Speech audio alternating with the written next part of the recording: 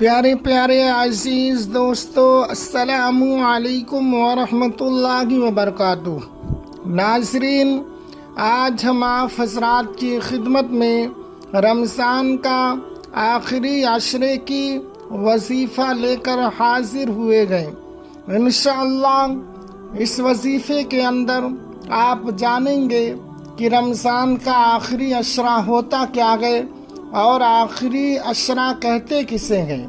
تو ناظرین کرام، آئیے آج ہم اس ویڈیو میں جانیں کہ رمضان کے تعلق سے جو بھی عشرے ہیں ان کو میں ایک ایک کر کے آپ کو بتاتا ہوں۔ تو ناظرین کرام، رمضان المبارک کا یہ مقدس مہینہ ہمارے اور آپ کے سامنے سے گزر رہا ہے۔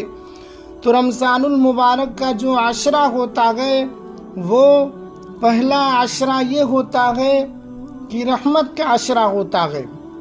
ناظرین کرام، رمضان المقدس کے اندر 3 عشرے ہوتے ہیں اور تینوں میں سے پہلا عشرہ ہے رحمت، اور دوسرا عشرہ ہے مغفرت، اور تیسرا عشرہ ہے جہنم سے آزادی۔ تو ناظرین کرام، ہم اب دوسرا عشرہ ختم ہو چکا ہے، اب آخری عشرے کی طرف ہم لوگ اپنے آپ کو آگے بڑھا رہے ہیں، یعنی آخری عشرہ اب آنے والا ہے۔ تو ناظرین کرام، یہ ہمارا جو وظیفہ ہے یہ آخری عشرے کے لیے ہے۔ آپ جب بھی اس وظیفے کو دیکھیں، یعنی جب بھی ہماری یہ ویڈیو آپ کے پاس پہنچ جائے تو اسی وقت سے آپ اس وظیفے کو کر سکتے ہیں۔ انشاءاللہ ہر انسان یہ جانتا ہے کہ اس دنیا کے اندر ہر انسان گناہگار ہے، شیعہ ہے، بدکار ہے۔ تو اسی لیے ہم نے اس وظیفے کو ڈالا ہے کہ اللہ رب العزت اس وظیفے کی برکت سے اگر کوئی انسان اس وظیفے کو کرتا ہے تو انشاءاللہ تعالی اس وظیفے کی برکت سے اس کو جو اس کی مرادیں گئیں، اس کی جو دقتیں گئیں وہ دور ہو جائیں گی اور اس کی مرادیں پوری ہو جائیں گی۔ اور خاص کر آخری عشرے میں اس کو اس لیے ڈالا گیا ہے کہ آپ کو جہنم سے آزادی مل جائے گی۔ ناظرین کرام، میں آپ کو بتاتا چلوں کہ ہر انسان اس دار فانی کے اندر، یعنی اس دنیا کے اندر کوئی نہ کوئی ایسا گناہ کر دیتا ہے جس کو لے کر وہ اپنے آپ میں سوچتا رہتا ہے کہ یا مولا، مجھ سے یہ گناہ ہو گیا، پتہ نہیں یہ گناہ میری معاف ہوئی ہے یا نہیں ہوئی ہے۔ تو اس الجھن میں وہ انسان رہا کرتا ہے۔ تو ناظرین کرام، اگر آپ اس الجھن کے ساتھ ہیں تو انشاءاللہ اس وظیفے کو اگر آپ کریں گے تو اللہ رب العزت آپ کی جو بھی خطائیں ہیں، جو بھی آپ کی گناہیں ہیں، اس کو اللہ تبارک و تعالی اس وظیفے کی برکت سے معاف عطا فرمائے گا۔ تو ناظرین کرام، آئیے ہم چلتے ہیں اپنے وظیفے کی طرف۔ اس لیے میں چاہتا ہوں کہ چھوٹی سی یہ کلپ ہو، یعنی چھوٹی سی ویڈیو کے اندر ہم اس وظیفے کو ختم کر دیں تاکہ آپ کو بھی زیادہ دقت پیش نہ آئے۔ تو آئیے ہم چلتے ہیں اپنے وظیفے کی طرف۔ تو اس سے پہلے اگر آپ ہمارے پیارے سے یوٹیوب چینل پر نئے آئے گئے تو آپ سے گزارش اور اپیل یہ گئے کہ آپ ہمارے پیارے سے یوٹیوب چینل کو سبسکرائب کر دیں، لائک کر دیں اور بیل آئیکن دبا دیں۔ تو ناظرین کرام، چلتے ہیں ہم اپنی وظیفے کی طرف۔ تو وظیفہ بالکل آسان ہے۔ وظیفہ اس طریقے سے ہے کہ آپ کو یہ رمضان مبارک کا مقدس مہینہ ہے، اس وظیفے کا وقت یہ ہے کہ آپ کوشش کریں کہ رمضان کا روزہ جب آپ رکھے ہیں، یعنی رمضان کے دنوں میں کریں، یعنی جس وقت آپ روزے کی حالت میں ہوتے گئے اس وقت اس وظیفے کو کریں گے تو انشاءاللہ آپ کو زیادہ فائدہ حاصل ہوگا۔ تو ناظرین کرام، تو آپ اس کو جب آپ روزہ رکھ لیں تو روزے کی حالت میں اس کو کرنا ہے۔ اب آپ کی مرضی ہے، آپ چاہیں فجر کے بعد اس کو کر لیں، آپ چاہیں ظہر کے بعد کر لیں، یا عصر یا مغرب کے بعد، یہ آپ کی مرضی ہے۔ بہتر یہ ہے کہ آپ مغرب سے پہلے تک اس وظیفے کو کر لیں۔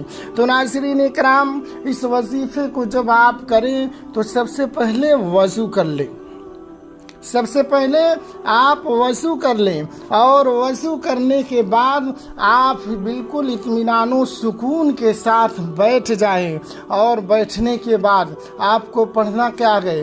آپ کو سب سے پہلے یہ پڑھنا ہے درود پاک، یعنی آپ کوئی بھی درود پاک پڑھ سکتے ہیں، جو بھی درود پاک آپ کو یاد ہے۔ اگر آپ کو کوئی بھی درود پاک نہیں یاد ہے تو آپ سب سے چھوٹا درود پاک ہے صلی اللہ تعالی علیہ وسلم، یہ سب سے چھوٹا درود پاک ہے۔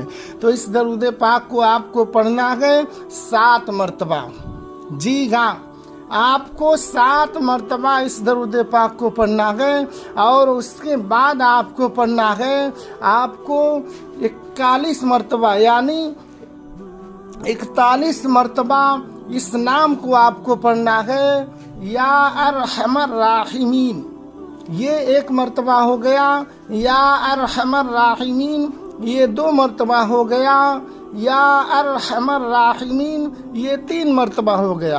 اسی طریقے سے آپ کو 41 مرتبہ اس نام کو پڑھنا ہے۔ اس کے بعد جب یہ 41 مرتبہ ہو جائے تو اس کے بعد آپ کو ایک اور نام پڑھنا ہے، اس کو آپ کو 21 مرتبہ پڑھنا ہے۔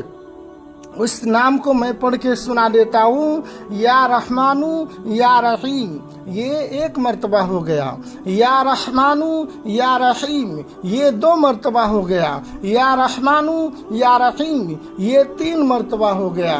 تو ناظرین اکرام، اسی طریقے سے آپ کو 21 مرتبہ اس نام کو پڑھنا ہے، اور آخر میں آپ کو پھر وہی درود پاک پڑھ لینا ہے جو آپ نے اول میں پڑھی تھی۔ تو ناظرین اکرام، اس طریقے سے جب آخر میں آپ درود پاک پڑھ لیں گے، اور آخر میں بھی 7 مرتبہ پڑھنا ہے، جب آپ درود پاک پڑھ لیے آپ کا یہ وظیفہ مکمل ہو گیا۔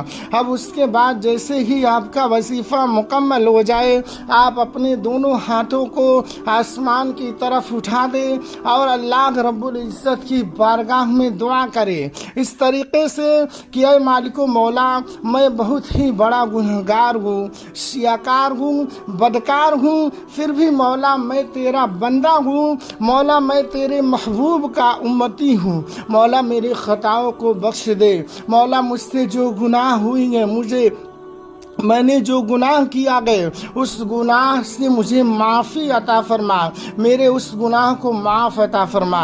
تو ناظرین کرام، اس طریقے سے آپ اللہ رب العزت کی بارگاہ میں جب دعا کریں گے تو انشاءاللہ تعالی اس وظیفے کی برکت سے، اس نام کی برکت سے اللہ رب العزت آپ کی دعا کو قبول عطا فرمائے گا، اور آپ کے تمام گناہوں کو معاف عطا فرمائے گا، اور آپ کو جہنم سے آزادی مل جائے گی۔ تو ناظرین اکرام، آج کی ہماری یہ ویڈیو تھی، ملتے گئے ایک اور ویڈیو کے ساتھ۔ اس سے پہلے آپ حضرات اگر آپ پہلی بار اس چینل پر آئے گئے تو ہمارے چینل کو سبسکرائب کر دیں، اور ساتھ ہی ساتھ اس ویڈیو کو اپنے دوستوں میں شیئر کریں، اور اللہ رب العزت کی بارگاہ میں دعا گئے کہ جو بھی حضرات یعنی ہمارے بھائی یا بہن جو بھی ہماری ویڈیو کو دیکھ رہے ہیں یا سن رہے ہیں، ان سبوں کو اللہ رب العزت اپنی حفظ و امان میں رکھے،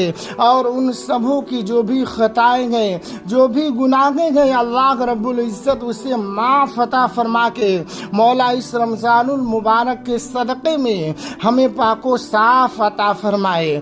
آمین یا رب العالمین۔ آپ بھی کمنٹ باکس میں آمین لکھ کر جائیں، پتہ نہیں کس کی آمین کب قبول ہو جائے، اور آمین قبول ہو گیا تو انشاءاللہ تعالی ہمارا اور آپ کا گناہ معاف ہو جائے گا، اور ہمیں کامیابی مل جائے گی۔ تو ناظرین کرام، ملتے ہیں ایک اور ویڈیو کے ساتھ۔ السلام علیکم ورحمۃ اللہ وبرکاتہ۔